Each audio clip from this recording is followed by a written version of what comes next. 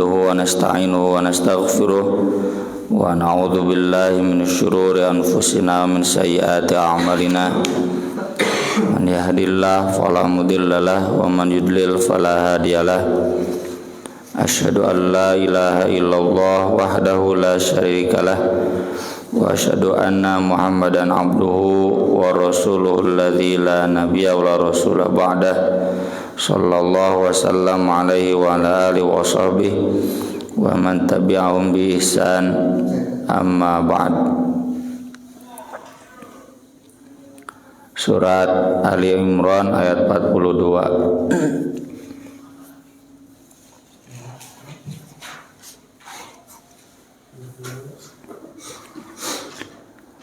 A'udzu billahi minasy syaithanir rajim. A'udzu billahi minasy syaithanir rajim. Wa idh qalatil malaikatu ya Maryamu Allah astafaki wa tahharak wa qalatil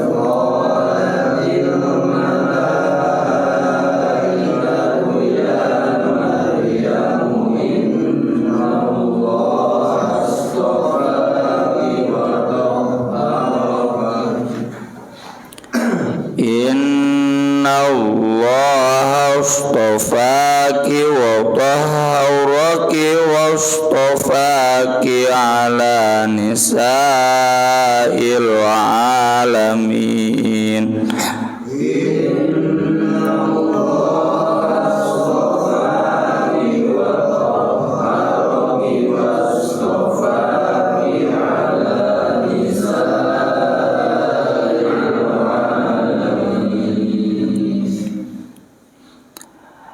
Ya Maryamu qunuti li rabbiki wasjudi warka'i ma'ar raki'in.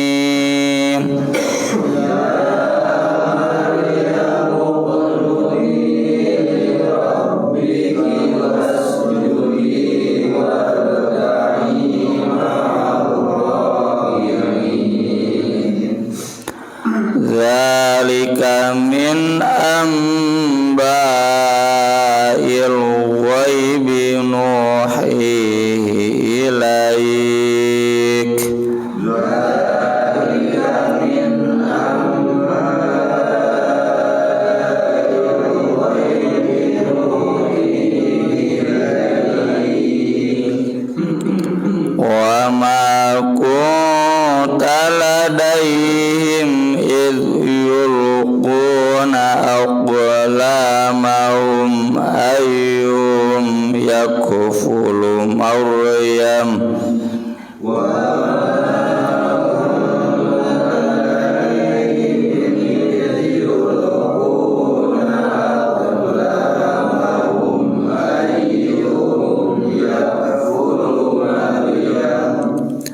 wa ma kunta ladaihim idh yakhtasimun.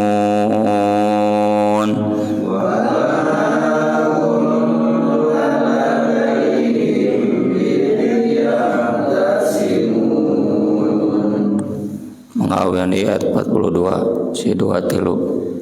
Wa idh qalatil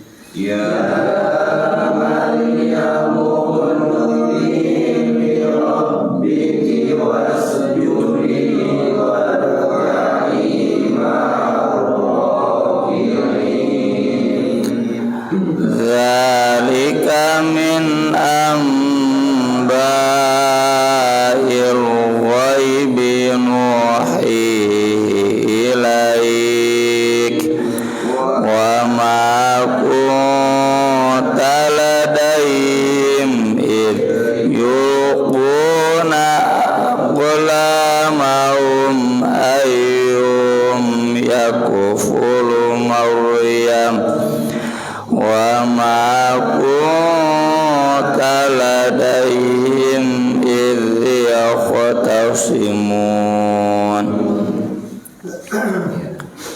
Wa id dan ingatlah ketika qalatil malaikah, malaikat berkata, ya Maryam, wahai Maryam, innallaha astofaki, sesungguhnya Allah telah memilih engkau, wa tahharaki, dan telah mensucikan engkau, wastofaki, dan memilih engkau, ala nisa'il alamin, di atas semua perempuan di seluruh alam. Ya Maryam, wahai Maryam, uqnuti, tunduklah kamu, li rabbiki, kepada Rabbmu, wasjudi, sujudlah kamu, warka'i, dan rukulah kamu, ma'arraki'in, bersama orang-orang yang ruku.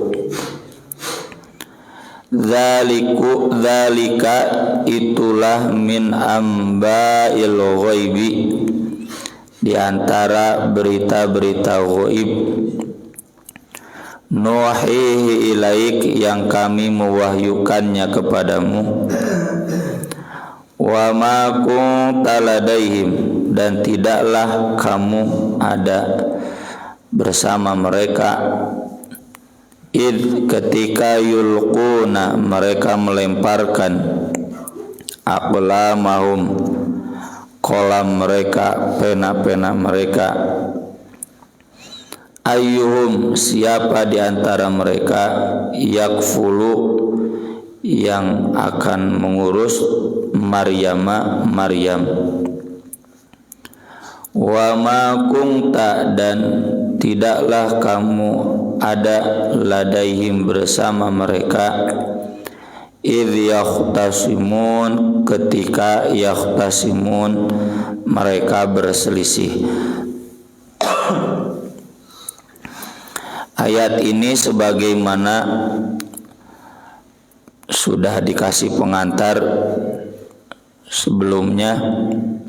Yang pertama, untuk menegaskan kenabian Nabi Muhammad sallallahu alaihi wasallam, bahwa beliau adalah seorang nabi dan buktinya mengetahui berita-berita ghaib terkait Maryam dan keluarga Imran, ya, secara keseluruhan, ibunya, kemudian Nabi Zakaria, kemudian Nabi Isa. Padahal Nabi Shallallahu Alaihi Wasallam tidak pernah belajar kepada orang Kristen, ya, tidak pernah belajar kepada orang Yahudi, tapi pengetahuannya detail, ya, detail standar Al-Quran, ya, tentu tidak detail seperti standar buku-buku cerita, ya, novel. Ada banyak hal yang beliau ketahui, bahkan mengoreksi apa yang diyakini oleh orang Kristen, Yahudi. Kalau mengoreksi berarti lebih tahu, kan, mengkritik. Dan orang Yahudinya pun, orang-orang tertentunya tahu bahwa kritikan itu benar, ya.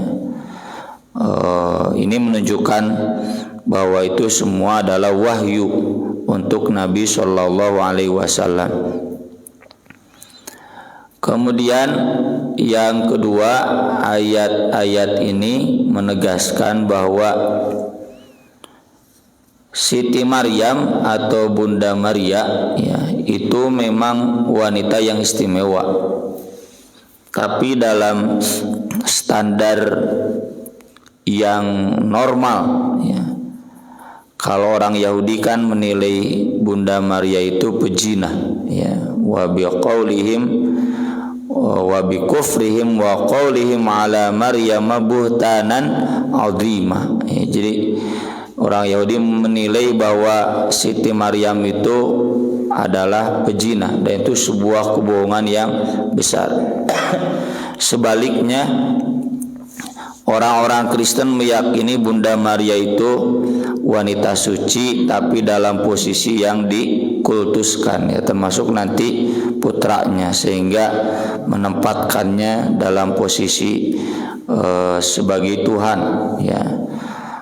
Dan itu memang tidak semua sekte Kristen memposisikannya sebagai Tuhan, di antara Tuhan-Tuhan yang sejajar dengan Nabi Isa, ya, atau dengan Roh Kudus, atau dengan Tuhan Allah. Tapi ada yang sangat ekstrim menilai bahwa Bunda Maria itu juga sebagai Tuhan sejajar dengan Yesus. Makanya di Al-Quran diabadikan, ya, di surat Al-Maidah, idh qala rabbuka ya Isa ibn Maryam a anta qulta lin-nasi ittakhiduni wa ummiya ilahaini min dunillah, ya. Kamu yang mengajarkan orang Kristen, jadikan aku dan ibuku sebagai Tuhan selain Allah. Jadi ada yang menjadikan Bunda Maria itu dalam posisi Tuhan. Di antaranya adalah dimohonkan dalam doa. Jadi berdoa itu selain ke Yesus juga ke Bunda Maria. Padahal di sini jelas, ya, Siti Maryam itu adalah hamba biasa yang sama berkewajiban ibadah, ya. Kalau orang beribadah, masa jadi diibadahi, ya, sebagaimana nanti ada ayat-ayatnya.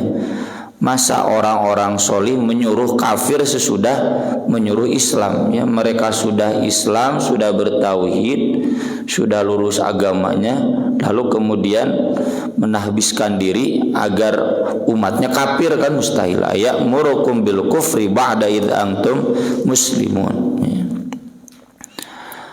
Di surat An-Nisa atau Al-Maidah, ya, Al-Maidah, ya, yang juga Allah menjelaskan wa ummu siddiqah, ya, ibunya yaitu Siti Maryam juga seorang wanita yang jujur, yang benar, ya, dengan akhlaknya, dengan akidahnya, dengan ibadahnya, dan jauh dari tuduhan-tuduhan yang hina. Kemudian sebagaimana sudah dikasih pengantar juga oleh Imam Ibnu Katsir, kita sebaiknya menahan diri dalam hal-hal yang tidak Nabi jelaskan, juga Allah tidak jelaskan.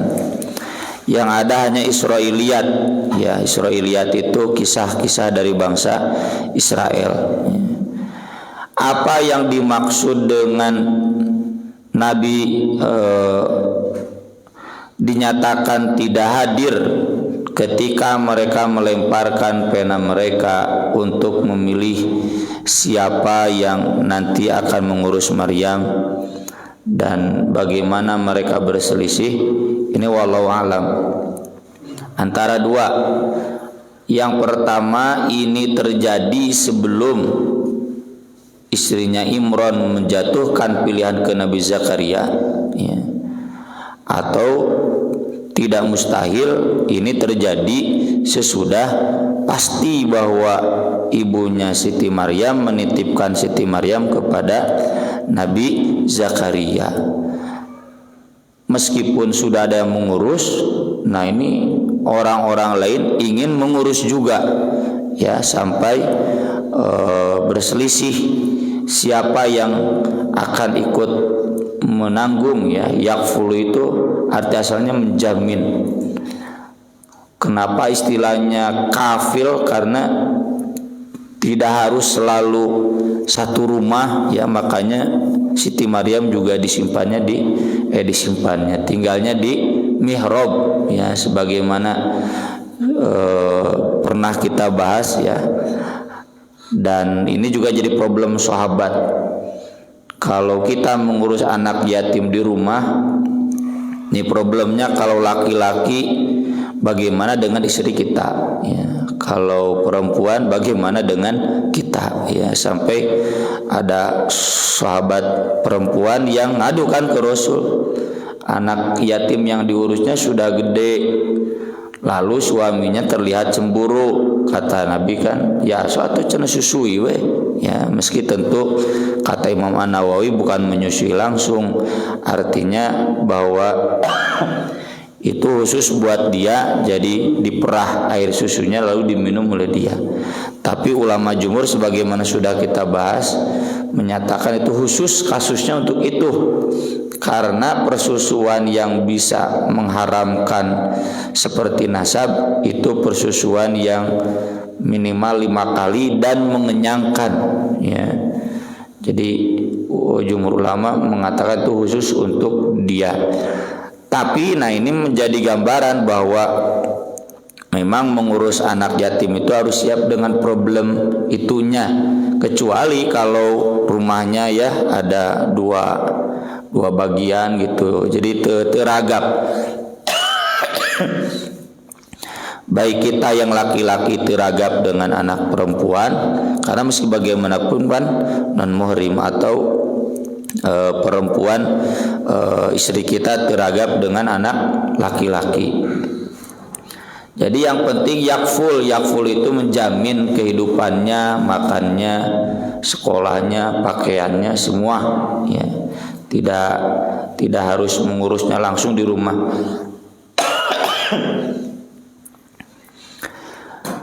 Atau ada juga riwayat-riwayat yang menjelaskan, jadi katanya pena ini dilemparkan ke sungai, kalau yang tenggelam itu gagal. Nah nanti yang mengambang itu adalah yang lulus. Itu ternyata Nabi Zakaria. Nah di sini juga apakah undian ini terjadi sebelum ya Nabi Zakaria dipastikan mengurus Maryam atau sesudahnya, dan kenapa juga Nabi Zakaria sampai ikut undian? Bukankah ini sudah pilihan Allah atau pilihan ibunya Siti Maryam untuk menitipkan ke Nabi Zakaria? Nah di wilayah-wilayah ini tidak dijelaskan dan kita cukup mengatakan amanna bih ya kullu min indi rabbina. Ini ayat-ayat mutasyabihat, pokoknya ini pernah terjadi dan yang jelas Siti Maryam ujung-ujungnya diurus oleh Nabi Zakaria. Jadi kita nggak perlu memperdebatkan hal-hal yang tidak jelas dan tidak penting ya. Nggak boleh ada alasan atuh cenah da penasaran yang jelas. Memang lamun jelas kumaha ya. Kan tidak berpengaruh pada akidah kita. Ini metode tafsir yang sudah umum dipakai di kalangan salaf. Kemudian, dan ini yang paling inti dari tafsir ayat ini, yaitu tentang keterpilihan Siti Maryam. Imam Ibnu Katsir sendiri ya di sini menjelaskan sebagaimana umumnya tentang orang solih ya. Jadi perspektif takdir dan perspektif ikhtiar ini kita pakai dua-duanya. Ahlussunnah wal Jamaah sepakat ya, ketika kita meyakini takdir tidak berarti ikhtiar tidak ada ya. Ketika kita meyakini ikhtiar penting bukan berarti takdir tidak ada. Ekstrim dalam salah satunya nanti terjebak jadi qadariyah atau jabariyah. Apakah ini Maryam terpilih itu karena memang dipilih Allah atau karena memang Maryamna soleh? Dua nana gitu. Ini kembali kepada pembahasan kemarin ya. Memang ujung-ujungnya ada takdirnya, tapi masalahnya kita nanti dihisab bukan berdasarkan takdir, kita dihisab berdasarkan amal kita. Berdasarkan ikhtiar. La yus'alu amma yaf'alu wa hum yus'alun. Surat Al-Anbiya halaman 2. Kita Allah tidak akan ditanya tentang takdirnya, Mun Firaun protes, nah atuh cenah nu jadi nabi teh beut Musa lain saya. Saya yang jadi nabi, Musa jadi jahatna gitu. Nggak bisa ya. Justru yang nanti ditanya Nabi Musa bagaimana menjalankan tugasnya, amalnya. Firaun oge kunaon mana beut kafir. Itu wilayah yang jelas. Nah, ini juga nanti kaitannya sering saya sampaikan terkait pendidikan ya. Ada unsur takdir, ada juga unsur ikhtiar. Guru, orang tua fokusnya di ikhtiar. Tong mikiran takdir. Komo bari jeung pasar ada budakan mah ditakdirkeun baong lah cenah gitu. Nyaho ti mana manehna ya. Da itu mah bager teh anak si itu mah da ditakdirkeun ku Allah bager. Ya. Tahu dari mana? Kan amal itu bisa berubah ya. Bisa berubah, ada yang su'ul khotimah, ada yang husnul khotimah. Itu kan hadisnya bisa berubah. Dan terlepas dari bagaimana takdirnya, seseorang tetap berkewajiban mendidik. Orang tua yang anaknya soleh tapi dia nggak mendidik tuh mere. Contoh, adakannya budakna bager rajin ka masjid, bapak jeung indungna mah jauhkeuneun gitu. Itu kan tidak otomatis menjadi amal soleh orang tuanya ya. Termasuk ya nanti kadar seseorang, kita lah jangan jauh-jauh. Jangan menyimpulkan da abdi mah ditakdirkeun saya tahajud, abdi mah ditakdirkeun saya ngapalkeun ya. Itu jadi jabariyah, jadi sesat. Terlepas dari takdir pinter jeung bager, kita nanti dihisab berdasarkan amal. Amal orang yang pinter dihisab berdasarkan kadar. Sejauh mana dia beramal memanfaatkan kepintarannya gitu kan.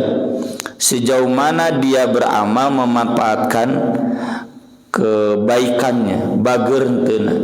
Termasuk orang yang ditakdirkan bodoh, orang yang ditakdirkan bau ya. Itu nanti yang dihisabnya sejauh mana dia berusaha mengatasi, sebut saja takdir bauna, takdir bodohna, takdir miskinna.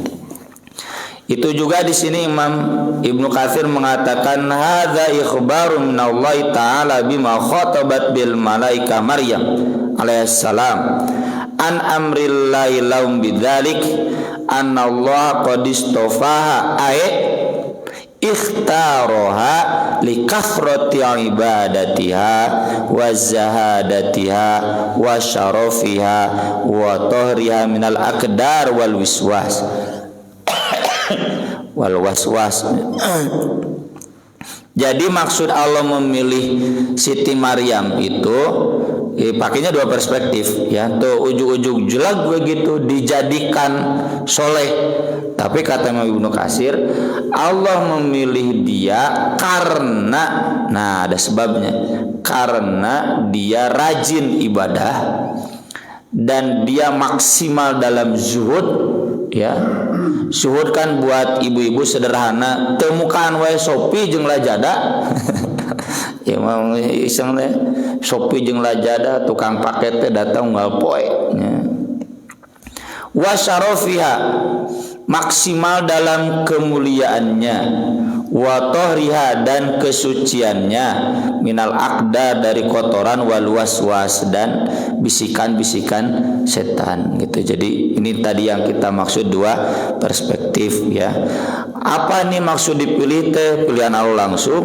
Ya, tapi juga memang Siti Maryam itu ada usaha keras ya, dari sejak kecil dia memperbanyak ibadah, dia zuhud kan tidak ada nafsu duniawi ya.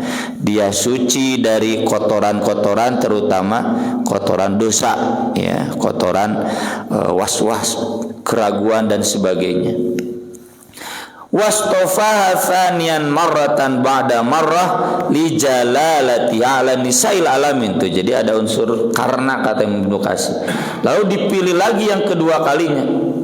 Jadi pernyataan 2 kali istofa itu menunjukkan keistimewaan. Kenapa? Li jalalat, ya, karena perbedaannya, tapi perbedaan dalam makna mulia. Beda Siti Maryam dari anak-anak perempuan pada umumnya. Dia betul-betul istimewa dibanding semua manusia lainnya. Perempuan sealam dunia, ala-alamin deh, bahasa kita malah sealam dunia, ya. Ya tentu dengan jin, tapi kan konteksnya jin lain pikiran orang lah. Nah, kemudian jelas ada perintah dari Allah untuk mempertahankan kemuliaannya, untuk mempertahankan keterpilihannya, ya. Ya Maryam qunuti li rabbiki wasjudi, wahai Maryam, kunutlah kamu kepada Rabbmu. Kunut itu kan tunduk, ya. Konteks konit, arti asal konit itu berdiri lama. Kunut disebut kunut karena itidalna lila, mantap disebut kunut, ya. Kunut dalam Al-Quran itu berdiri lama, satu di dalam sholat, ya. Makanya di surat Az-Zumar Al-Ankabutnya pahiliwai tulis 828. Amman huwa qanitun ana al-laili sajidaw wa qa'iman yahdarul akhirata wa yarjuna rahmata rabbih, ya. Jadi qanit itu cirinya ana al-laili, di beberapa waktu malam ana melila, ya. Sebagaimana sudah sering kita bahas, semua ayat-ayat yang menyuruh kita bangun malam gak ada yang menyebut pendek, pasti panjang, ya. Wa minal laili fasjud lahu wasabbihu lailan tawila. Makanya ayatnya ana al-lail. Sajidaw wa qa'iman, sujud, qiyam, ya. Di konteksnya Siti Maryam disuruh oleh Allah untuk mempertahankan kemuliaannya, rajin ibadah, bahkan sampai ibadah di waktu malam, rajin tahajud. Panasnya kabina-bina, ya, cari perempuan ayah tapi yang konsisten dalam sholat malam. Karena memang secara fisik mungkin, ya, ibu-ibu setengah nanti bapak-bapak wae nya nu sampurna tanagana hese udang peuting, apalagi ibu-ibu, ya. Nah, ini langka. Jadi untuk mempertahankan kemuliaannya, uqnuti li rabbiki wasjudi, kemudian warka'i marraqiin, ya. Dalam surat Al-Baqarah ketika Imam Ibnu Katsir menjelaskan waqimus shalah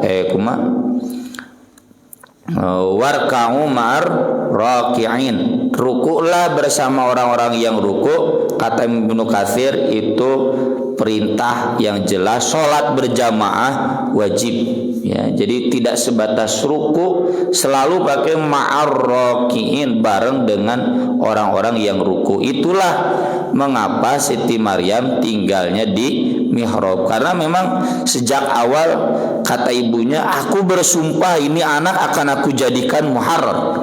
Muharrar kan tafsir yang utamanya adalah khidmati Baitul Maqdis, untuk mengabdi di Baitul Maqdis. Jadi hidup di masjid, sholat juga berjamaah di masjid.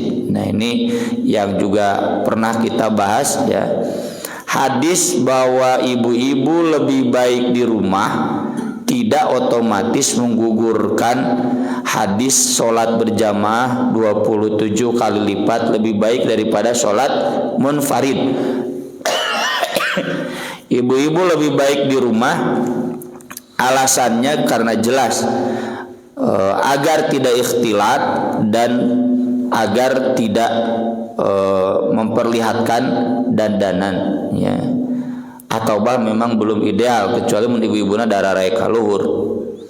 Buktinya hadis-hadis Nabi banyak menginformasikan istri-istri Nabi, juga ibu-ibu sarolat di masjid. Termasuk hadis Nabi SAW, bapak-bapak kalau beres sholat jangan dulu bubar, ibu-ibu dulu. Itu berarti ibu-ibu ada.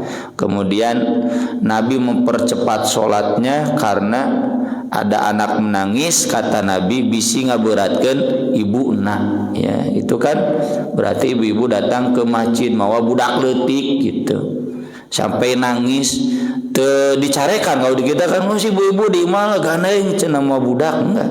Nabi malah mentoleransi, mempercepat sholatnya. Jadi seandainya bisa tidak berdandan, ya ada ibu-ibu dandan wae ya, ke masjid.